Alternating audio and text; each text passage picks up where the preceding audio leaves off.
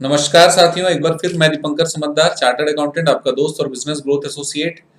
12A का registration बहुत जरूरी है। एग्जेम्पशन अगर लेना है, छूट अगर लेना है इनकम टैक्स से, तो 12A का रजिस्ट्रेशन किसको मिलेगा? जस्ट इससे पहले वाले वीडियो में हमने बताया कि चाहे वो ट्रस्ट हो, सेक्शन 8 कंपनी हो, कोई सोसाइटी हो जो कि सोशल सर्विसेज का काम जिसमें इंक्लूडेड है, और जो रजिस्ट्रेशन के लिए अप्रूव्ड है, जो इनकम टैक्स में रजिस्ट्रेशन कर सकते हैं, वो सारे ट्रस्ट, वो सेक्शन 8, वो सोसाइटी या किसी भी तरीके का ऑर्गेनाइजेशन जो कि इनकम टैक्स अलाउ करती है, राइट। अब ये ऑनलाइन फाइल होने लगा है, अभी मैनुअल फाइलिंग नहीं है, अभी ऑनलाइन फाइल होता है। सबसे पहला प्रोसेस है ऑनलाइन फाइल होना, उसके बाद फिर नेक्स्ट आगे के प्रोसेस मैं बताऊंगा। तो सबसे पहले देखिए ऑनलाइन फाइलिंग कैसे होगा। ऑनलाइन फाइलिंग के लिए आपको सबसे पहले जाना होगा ये पोर्टल में, portal.incometaxindia.e-filing.gov.in।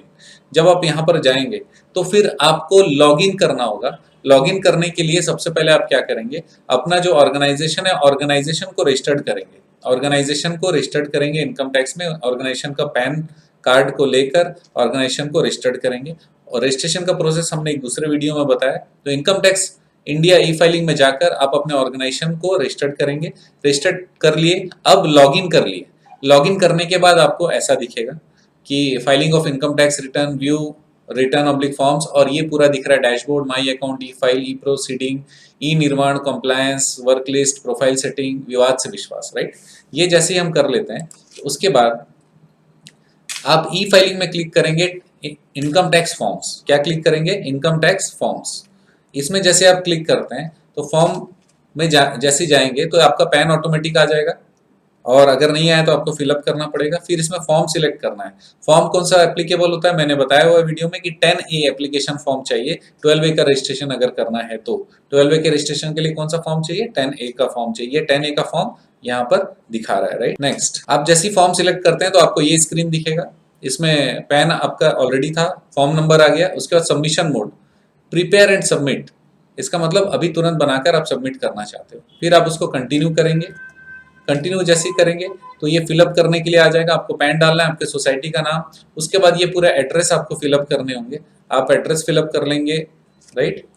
नेक्स्ट, बाकी काफ़ी सारे हमारे फील्ड हैं, जैसे डेट ऑफ इनकॉर्पोरेशन डालना होगा, डिटेल ऑफ ऑथर्स और फाउंडर्स, फाउंडर्स के डिटेल डालने होंगे, उनका पैन, डिजिग्नेशन, आधार नंबर, ये सारी चीज़ें फिलअप करनी पड़ेगी। करने के बाद में अगर मॉडिफिकेशन कुछ हो रहा है ऑब्जेक्ट में तो ऑब्जेक्ट मॉडिफिकेशन का लिखना पड़ेगा। और next, whether the trust deed contains clauses that trust is irrevocable, इसको सिलेक्ट करना पड़ेगा।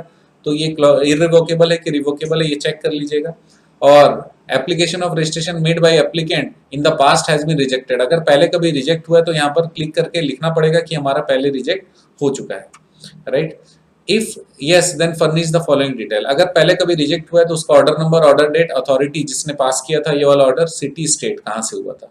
8वां पॉइंट है, whether the applicant is registered under FCRA, FCRA में अगर रजिस्ट्रेशन है तो उसका डिटेल डालना होगा। इफ यस अगर है तो उसका रजिस्ट्रेशन नंबर और डेट ऑफ रजिस्ट्रेशन भी डालना पड़ेगा, राइट। नेक्स्ट, उसके आगे आएंगे तो आपको डेट, प्लेस, डिजिग्नेशन, जैसे ट्रस्ट है तो अगर ये ट्रस्ट है तो ट्रस्टी आ जाएगा, एड्रेस आ जाएगा, सारे फिलअप करने होंगे हम लोग को address.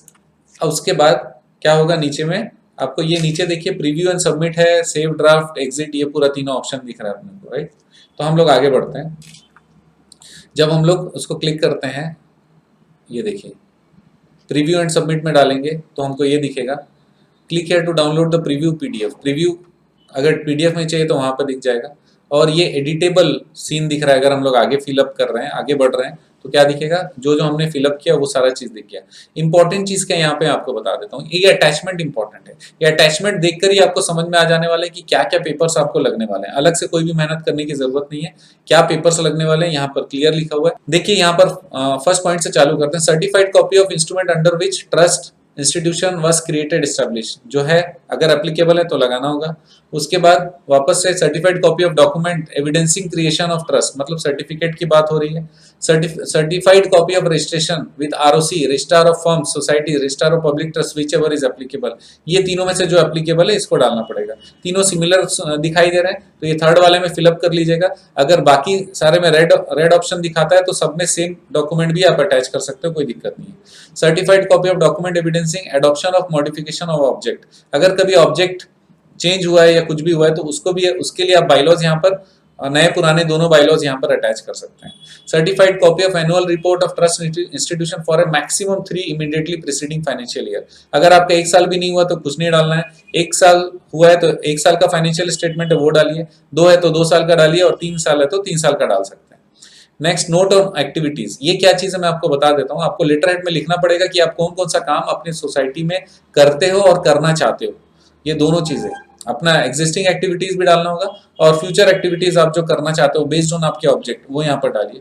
Certified copy of existing order granting registration. अगर अभी कभी रिन्यू कराने आए हो तो फिर 12A का एग्जिस्टिंग जो रजिस्ट्रेशन सर्टिफिकेट है उसकी कॉपी लगा दीजिए। Next, certified copy of order of rejection of application grant of registration. अगर जैसे हमने यहाँ पीछे फिलअप किया है कि सर्टिफाइड कॉपी ऑफ जो हमारा रिफ्यूजल हुआ है, रिजेक्शन हुआ है, अगर वो मांगेगा तो वो यहाँ पे लगाना पड़ेगा। FCRA रजिस्ट्रेशन की कॉपी यहाँ पे लगाना पड़ेगा अगर आपका FCRA रजिस्ट्रेशन था तो। नेक्स्ट है एनी अदर अटैचमेंट, कोई भी और अटैचमेंट होगा तो वो यहाँ पर आ जाएगा, राइट। तो दोस्तों उसके बाद सिर्फ ये सबमिट बटन आपको क्लिक करना है। सबमिट बटन आपने डाला तो ये ऑटोमेटिकली सबमिट हो जाएगा और सबमिट होने के बाद में उसके बाद डॉक्यूमेंट्री प्रोसेस और आगे बढ़ेगी और जो आपके आसपास का जो इनकम टैक्स डिपार्टमेंट का जो ऑफिस रहेगा, एग्जेम्पशन ऑफिस, वहां से लोग आएंगे, चेक करेंगे। चेक करने के बाद में आपसे कुछ और डॉक्यूमेंटेशन की मांग कर सकते हैं, वो डॉक्यूमेंटेशन दीजिएगा और आगे प्रोसेस वो कंप्लीट करेंगे। तो दोस्तों ये था हमारा सिंपल प्रोसेस कि किस तरीके से 12A का रजिस्ट्रेशन करना है। तो आप बने रहिए मेरे साथ। आपका दिन शुभ हो।